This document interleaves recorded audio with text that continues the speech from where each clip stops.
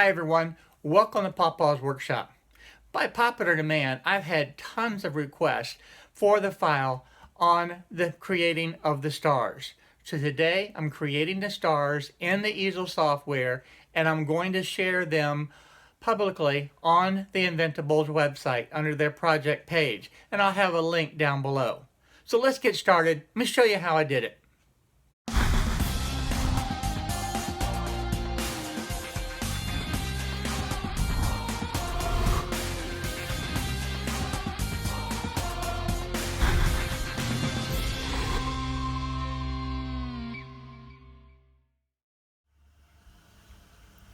One of the requests that I've had quite often is how I make the star pattern. And in the flags that I've done, I use the star pattern from the VCarve desktop, but today we're going to do it in Easel. And what I've done is I've opened up a new window in Easel, and what I'm going to do is go up here to the apps, and I'm going to select the apps, and we're going to go down to the star generator app. And I'm going to select that. And you can see that you can select a number of points that you want. In this case, I want 5-point star. And the inner radius, this is what you need to change to be able to make the star look good. The default setting is 40. What I'm going to do is change it to 55. And that makes a very nice straight point star that we're looking for. So I'm going to go ahead and import that into my workpiece. Okay, now that I have the star imported in, I can move it around and do anything that I want. What I want to do is be able to create the size. One of the things I want to be able to do in setting this up is set my position to be registered off of the center. And I'm going to set my star. I'm going to lock this, and I'm going to set the star size as 1 inch. And then, see, that will be up in this location. But what I want to be able to do is copy this. So I'm going to hit Control C and Control V. And I'm going to do that 6 times right now. So I have 6 stars. That's literally the first row. So what I'm going to do is very quickly slide these over and put them about where they need to be.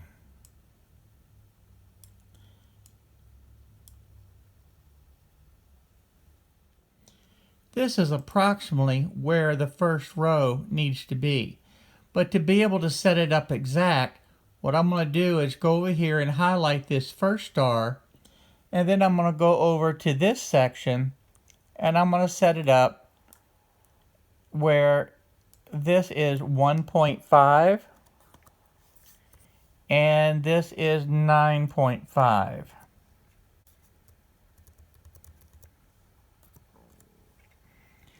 And then that places this star directly into the center of this grid. Now I'm going to do this for this entire row. Now I have all of these exactly where I want them.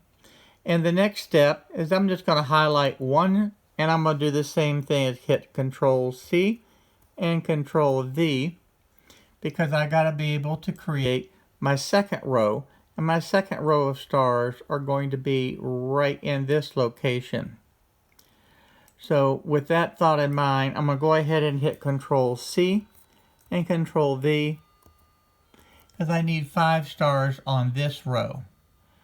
And now I'll slide that over in place, just as I did before.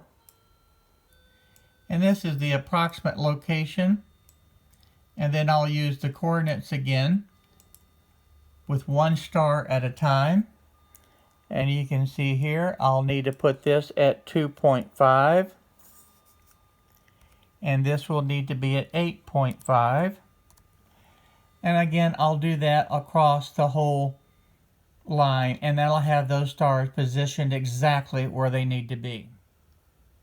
Okay, now that I have the first 2 rows, the rest of this is really quite simple.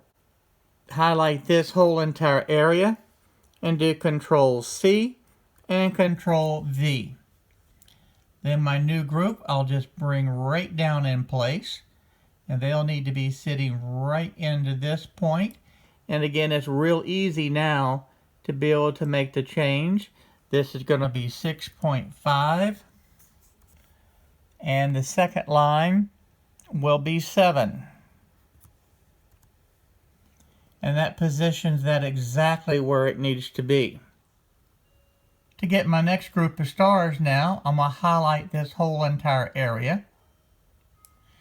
And I'm going to hit Control C and Control V. And then I'll do the same thing. I'll slide this group into place. And again, the same method as I used before. This is going to be 6.5. And that's going to be 4. And that positions the stars exactly where it needs to be.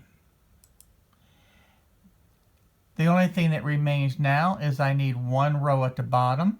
So I'll come up and highlight just the one row and hit Control C and Control V. And I'll bring this last one down, slide it in place, position it as I did before. That'll be 6.5 and it will be 1.5. And now you can see the stars for the field is done. The only thing we need to do now is get the depth and get the proportion around the blue field that you want. Okay, what I did is just enlarge this just a slight bit, and I've also changed the depth down to 0.1. And I also centered this on the materials. The material on this is the 10.5 by 13. So if I look at the simulate now to see what it's going to look like, that's the detailed preview, and you can see those stars look very nice, and that's what you're looking for. That gives you the nice indentation for the V-carve look. That star will carve very nice. As far as the time to be able to carve it, we'll hit simulate. We'll let it generate the tool path. And you can see it's going to take about 26 minutes to be able to carve. So I'm going to go ahead and save this file, and I'm going to set it up where it can be saved publicly.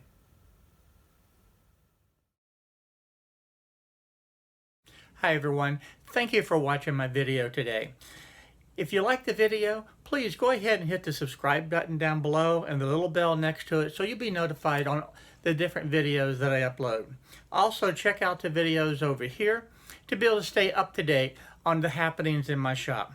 So again, thank you for watching my videos.